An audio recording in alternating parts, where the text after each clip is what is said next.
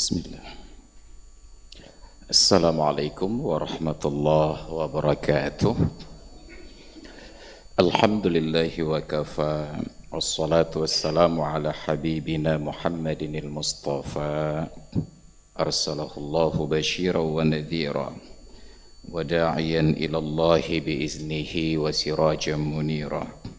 Wa qala Allah ta'ala fil Qur'anil azim وهو أصدق القائلين وبقوله يهتدي المهتدون فليستجيبوا لي وليؤمنوا بي لعلهم يرشدون صدق الله العظيم وبلغ رسوله النبي الحبيب الكريم ونحن على ذلك من الشاهدين والشاكرين والحمد لله رب العالمين وبعد. Hadirin dan hadirat jamaah salat duhur yang dimuliakan Allah, para dokter, pegawai, staf, para pasien dan keluarga kerabat yang berhadir dan berada di lingkungan Rumah Sakit Umum Zainal Abidin.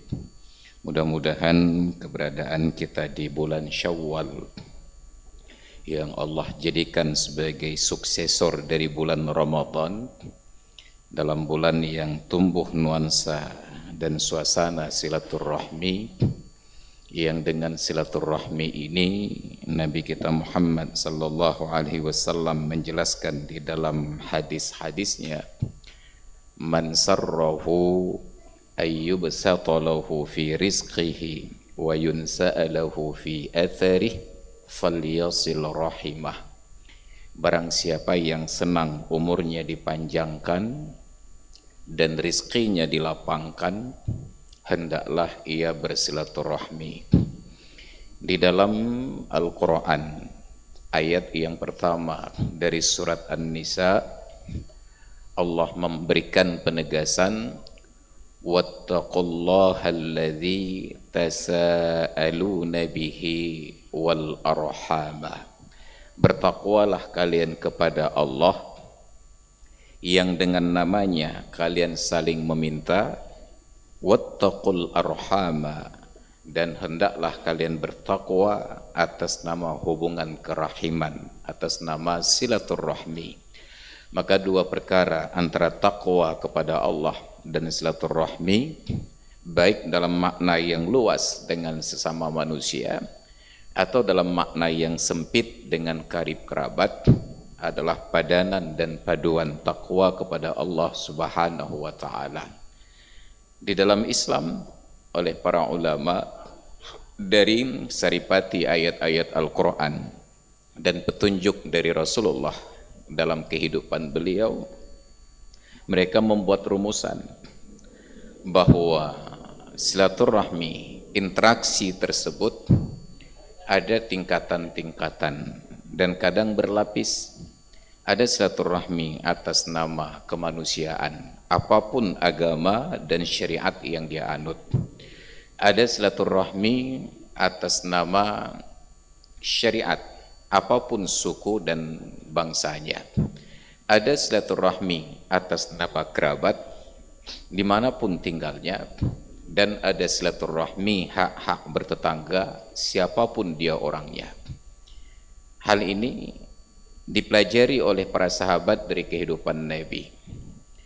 Beliau menjenguk orang yang sakit ketika yang sakit ini seorang kafir penyembah berhala. Siapa?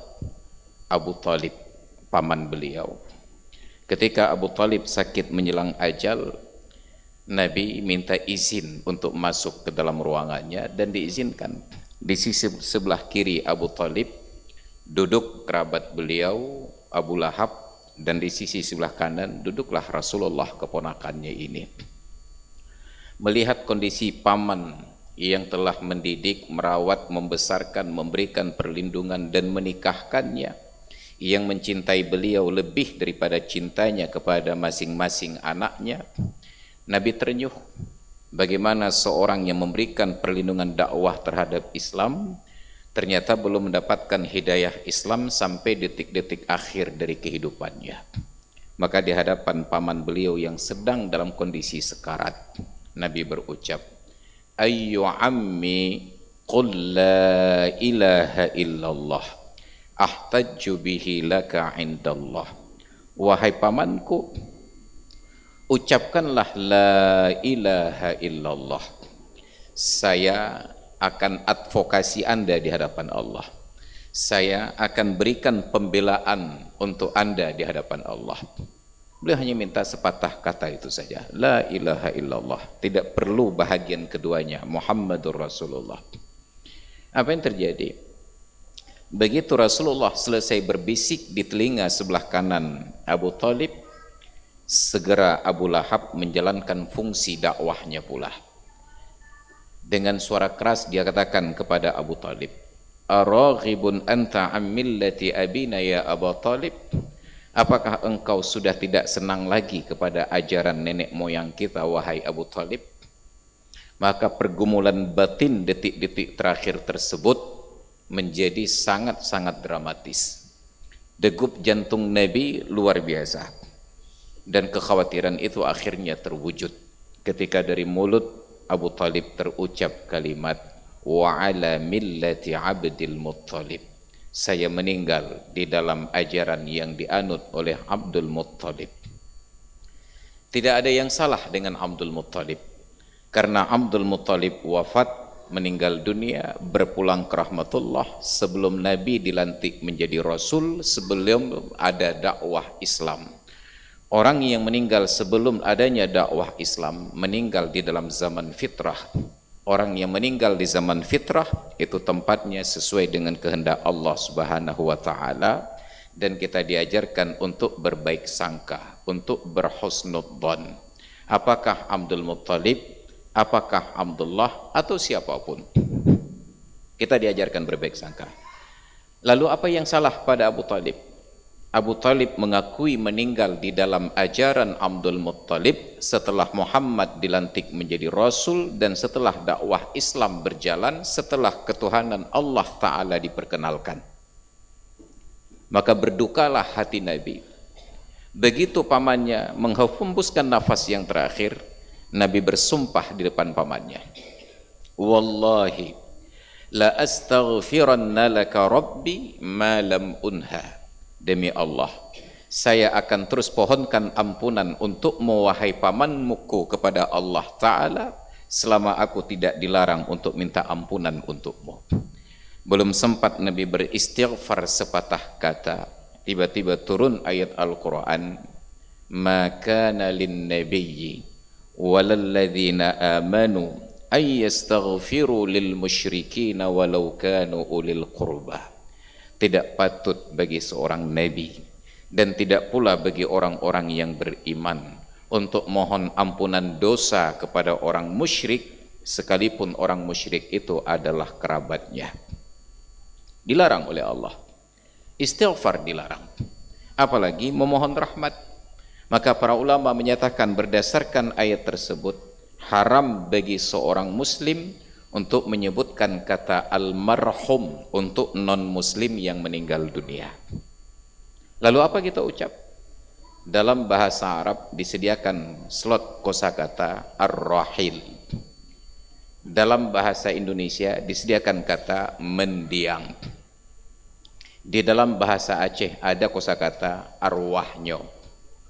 Almarhum hanya boleh digunakan untuk orang Islam yang meninggal dunia, sejahat apapun perilakunya semasa hidup.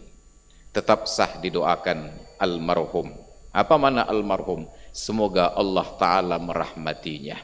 Bagaimana kita minta rahmat Allah kepada orang non-muslim, untuk mohon ampun saja kita dilarang. Meninggal Abu Talib, dan Allah larang Nabi minta ampun. Seolah-olah ada pemberontakan di dalam diri Nabi. Kenapa engkau larang aku ya Allah mohon ampun dosa untuk paman yang telah membesarkan, merawat, menikahkan dan melindungi dakwahku? Padahal Ibrahim engkau izinkan untuk mohon ampunan dosa kepada orang tuanya. Allah lanjutkan, "Wa ma kana istighfaru Ibrahim li abihi illa am maw'idatin wa'adaha iyyah." Dan tidaklah istighfarnya Ibrahim untuk ayahnya kecuali karena dia pernah berjanji dulunya. La astaghfiranna laka rabbi innahu kana bi hafiyya. Wahai ayahku, kata Ibrahim, saya benar-benar akan mohonkan ampunan dosamu kepada Tuhanku karena Tuhan sayang kepadaku. Tetapi falamma tabayyana lahu annahu aduwwun lillahi wa aduwwun lah tabarra'a minhu. Tapi ketika nyata bagi Ibrahim bahwa ayahnya itu adalah musuh Allah dan musuh baginya, Ibrahim berlepas diri dari ayahnya tersebut. Maka Allah ingatkan, bukan hanya kamu wahai Muhammad aku larang mohon ampun untuk pamanmu, tetapi Ibrahim pun aku larang mohon ampunan dosa untuk ayahnya, bahwa dia pernah mohon ampun itu sebelum terbukti ayahnya sebagai orang yang meninggal di dalam kekufuran kepada Allah Subhanahu wa taala. Maka para ulama ambil kesimpulan bahwa orang non-muslim bahkan yang menyembah berhala sekalipun, ketika itu tetangga, kerabat, sunnat bagi kita orang Islam untuk melayat dan menjenguknya. Satu. Yang kedua, Nabi punya seorang khadim, pembantu rumah tangga laki-laki yang beragama Yahudi. Bayangkan di rumah Nabi ada seorang Yahudi berstatus pegawai. Ini rahmatnya Islam. Saya tidak yakin hari ini di Aceh yang bersyariat Islam ada orang kaya yang muslim yang menerima non-muslim untuk menjadi karyawannya, apalagi Yahudi.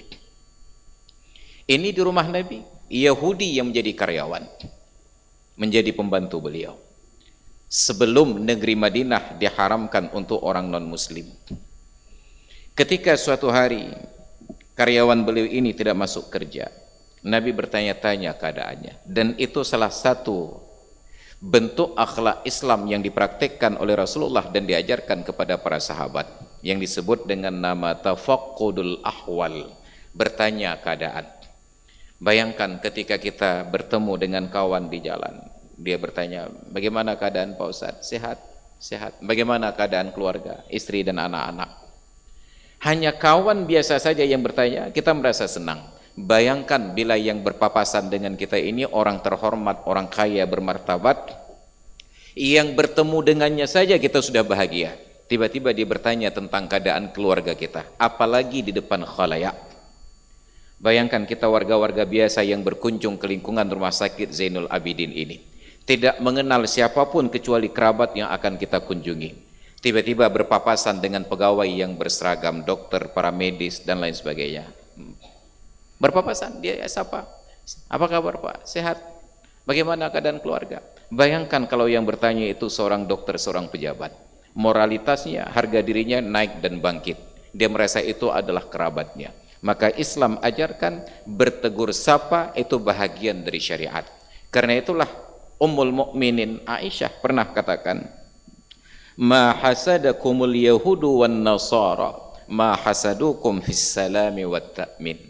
Tidak pernah orang Yahudi dan Nasrani iri kepada kalian seperti irinya mereka di dalam ucapan salam. Berlaku untuk siapapun. Selama dia Islam, ucapkan salam. Untuk non-muslim, kita hanya dilarang memulai ucapan salam, tetapi tidak dilarang untuk membalas ucapan salamnya. Karena itulah dulu ketika Rasulullah hidup di tengah para sahabat, ada sahabat yang bertanya, ya Rasulullah, kawan-kawan kami ahlul kitab ketika berpapasan juga mengucapkan salam kepada kami. Bagaimana kami menyikapinya ya Rasulullah? Apa petunjuk dari beliau? Idza sallama alaikum ahlul kitabi faqulu wa alaikum. Bila ada kalangan ahlul kitab mengucapkan salam kepada kalian, maka balas salam mereka dengan ucapan wa alaikum. Tapi kita sekarang bahkan ada kelompok-kelompok di dalam negeri ini yang jangankan orang non-muslim, sesama Islam mengucapkan salam pun tidak dijawab, hanya karena beda manhaj. Kita nggak tahu syariat siapa yang sedang mereka praktekkan. Bahkan orang non-muslim ucapkan salam tetap wajib dibalas dengan penyesuaian, wa'alaikum. Lalu alasan apa bagi Anda untuk tidak menjawab salam dari saudaramu yang sama-sama beragama Islam, yang sama-sama menghadap Ka'bah sebagai kiblat, yang sama-sama berucap syahadat la ilaha illallah Muhammadur Rasulullah, hanya karena guru pengajian berbeda dan manhajnya beda, lalu tidak mengucapkan salam? Sampai ada aturan syariat harus menikah dengan orang yang sesama manhaj. Kita tuduh orang lain berbuat bid'ah, padahal kita menambah bid'ah yang baru di dalam syariat yang tidak pernah dikenal di masa lalu. Maka hadirin sekalian jemaah salat duhur yang dimuliakan Allah, inilah keindahan nilai ukhuwah di dalam Islam. Silahkan berbeda pendapat, tetapi tidak boleh kita menjadi jahat. Silahkan tidak sepakat, tetapi kita harus siap untuk bersikap toleransi. Islam mengajarkan ukhuwah. Wa'tasimu bihablillahi jami'an wa la tafarraqu. Berpegang teguhlah kalian kepada ajaran agama Allah dan jangan kalian bercerai-berai. Ada banyak penafsiran, ada yang tekstualis, ada yang kontekstualis, ada yang nassi, ada yang mengembangkan pemahaman maqasid syariah. Hadirin kaum muslimin yang dimuliakan Allah, karena itulah ketika sebagian saudara-saudara kita sedang dirawat di rumah sakit, mengunjungi mereka adalah ibadat. Iyadatul marid. Dalam sebuah hadis qudsi Allah Ta'ala menyatakan, ya ibadi maridtu falam ta'udni. Wahai hambaku, aku sedang sakit tetapi kalian tidak menjenguk diriku. Hamba ini bertanya, wa kaifa na'uduka wa anta rabbul izzah? Bagaimana kami jenguk engkau wahai Allah, padahal engkau Allah Tuhan yang maha perkasa. Allah Ta'ala menjawab, ama alimta anna abdi fulanan marida? Tidakkah engkau tahu bahwa hambaku si fulan sedang sakit? Walau ta'uduhu lawajadtani indahu. Kalaulah engkau menjenguk dia, engkau tentu akan mendapati aku ada di sisinya, aku ada di sampingnya. Bayangkan Allah Ta'ala mempromosikan kepada kita iyadatul marid. Ini bahagian dari syariah, karena orang yang sakit berinteraksi, bersilaturahmi, bertemu dengan kerabat dan orang-orang yang mereka cintai akan memberikan tambahan motivasi untuk lebih cepat sembuh dan untuk lebih cepat mereka pulih. Maka walaupun terlihat rumah sakit kita beda dengan standar pelayanan di Malaysia, mereka melarang ada orang menjenguk orang sakit kecuali waktu yang sangat terbatas, yang jaga hanya seorang saja. Sedangkan rumah sakit kita setiap malam sudah seperti kenduri di menasah. Ternyata psikologi itu menjadi salah satu motivasi bagi kita untuk semangat hidup. Cuma kadang-kadang ada yang tetap bertahan di sini karena banyak yang berkunjung walaupun sudah sembuh nggak pulang-pulang, dan itu sudah mengganggu orang lain yang perlu untuk dirawat dan perlu ruang untuk penginapan. Maka mudah-mudahan keseimbangan itu dapat kita jaga, kebaikan itu dapat kita pelihara, dan silaturahmi tersebut mendapatkan berkah dari Allah Subhanahu wa taala. Hadirin dan hadirat jemaah salat duhur yang dimuliakan Allah, demikian yang dapat saya sampaikan, mudah-mudahan menjadi pengingat untuk diri sendiri dan kita semuanya. Terima kasih atas perhatian dan mohon maaf atas segala kekurangan. Hadanallahu wa iyyakum ajma'in. Assalamualaikum warahmatullahi wabarakatuh.